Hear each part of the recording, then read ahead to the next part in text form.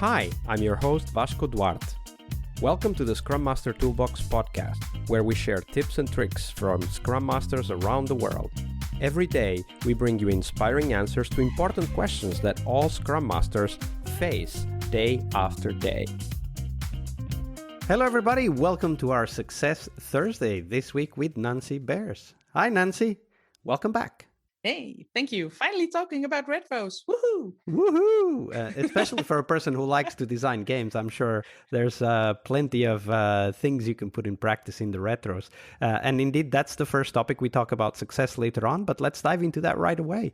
What's your favorite retrospective format and why? You gave me really a hard time. If you look at it from a Scrum Master perspective, in a period of time that I had 3 teams with 1 week sprints, you can do the math on how many retros I have been done in a couple of years. So, and I never do one retro twice in a row, at least, because I still want to have fun as well myself. But the types of retro that I love best are the get out of your head retros. And what I mean by that is we tend to look at it a lot as a rational game from time to time. So what went well, what could have been done better. And I like to take my team outside with some chalk and just draw a line with a 0 to 10 and stand on the line on how well how well we achieved sprint goal, for instance. And then let them talk about why. So make it also a physical thing. I love drawing. I love actually anything that will get people out of their heads and into their feelings, because that's the hardest thing to do. And of course, always start with an opening game to get an agile mind. I once, a manager of mine once called me the mental physiotherapist, which I found a great a great compliment, because that's exactly what you should do. I think in any retro is try to use both these brain halves, right? It's not only about the left side of the brain and the rationale, but try to use your creativity that you have as a Scrum Master to play more games, to actually get into other aspects of the mind that you might not have thought about very quickly. The easiest thing is things like Rory Story Cubes, to get people to associate based on images, get them to draw, get them to move around, because there is more to life than the neck up. So, love the introduction. I'll put the link to the Rory Story Cubes also on the website so that people can find it. But I did want to get at least one format from you, so go for it. One format. Then I'd say the one word retro, and then do it outside. So and one word retro. Yeah. Describe our sprint in one word. Then, if it's possible and the weather is nice and you have the space, go outside with your team and let them move in the space based on their one word. And by that, I mean, if my one word is very close to yours, I will stand closer to you. And if someone else's word is very far away from my words, they will stand a bit further. So you can also see something about your team dynamics as well. So you will make it visible and tangible by using the space, because I think we tend to forget to use space a lot. Absolutely. And now we're getting close to summer as we record this, so definitely great to go out to get some sun, get some vitamin D, fresh air, and also make people move, right? That's a very important aspect. If you're back to the office, which many of our listeners are now back to the office again, it's a second pandemic. The sitting pandemic. Oh my God, tell me about it. My body started breaking apart after the second month of doing nothing. I had to go back to the gym in a hurry. But it's not made up by me. It's actually the World Health Organization who said that the sitting down it was actually a pandemic before COVID. It was, absolutely. heart failure, diabetes, all kinds of problems. That's Muscle why I have failure. a standing desk. Muscle failure. Oh my God. All right. Yeah, that it's was important to move.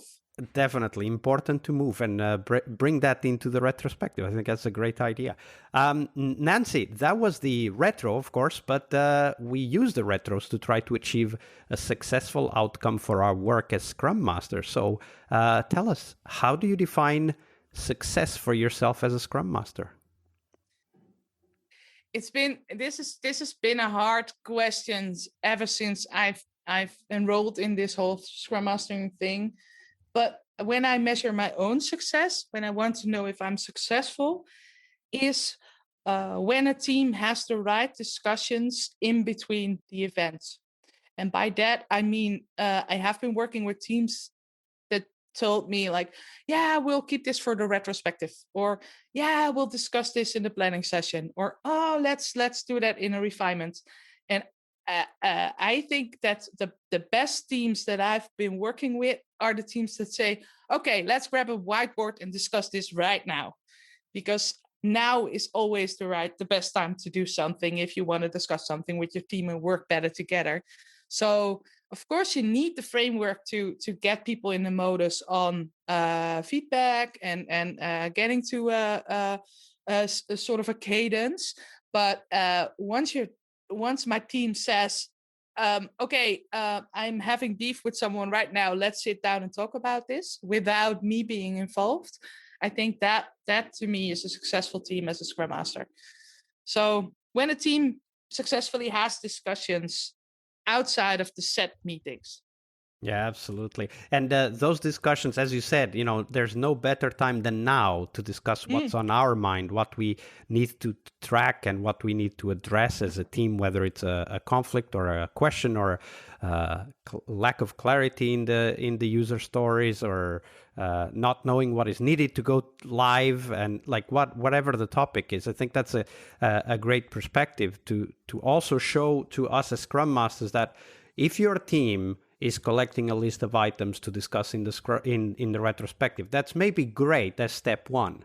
But the next step is, okay, so how do we get some of these things handled during the sprint so that they don't have to wait for the retrospective? Maybe, I don't know, I just came up with this idea. Maybe actually literally ask the team for the topics they brought to the retrospective, which of these would you rather have discussed before the retrospective? And then ask, how can we make sure we do that? Yeah, then you're working more on a meta level, and I love that when you get a team to that point. Yeah, that's a big win. That's a big win. Exactly. And it also highlights the fact that working as a team is a constant. I like to use this word, and it's a little bit fuzzy, but I'll try to explain. For me, a team is a constant conversation, right? It's either happening or not happening, but the conversation is there, right? So either we're waiting for certain moments to have that conversation and then it doesn't happen, right? The conversation isn't happening when it needs to happen, or then it's, grabbing them as they come and say, okay, we need to decide, do we want to talk about this now or do we leave it for later? And even just that question is very important because it gives power to the team to address the topics that are at that moment important for them. Thank you for sharing that, Nancy. It's a great way to look at success. Part of a successful Scrum Master job is to help the product owner. Tomorrow we explore that critical role in Scrum, the product owner role. Tune in to learn about product owner anti-patterns, what you can do to help the product owner, and a real-life example of what a great product owner is and what made it so, tomorrow on our Friday Product Owner episode. See you tomorrow. We really hope you liked our show. And if you did, why not rate this podcast on Stitcher or iTunes? Share this podcast and let other Scrum Masters know about this valuable resource for their work. Remember that sharing is caring.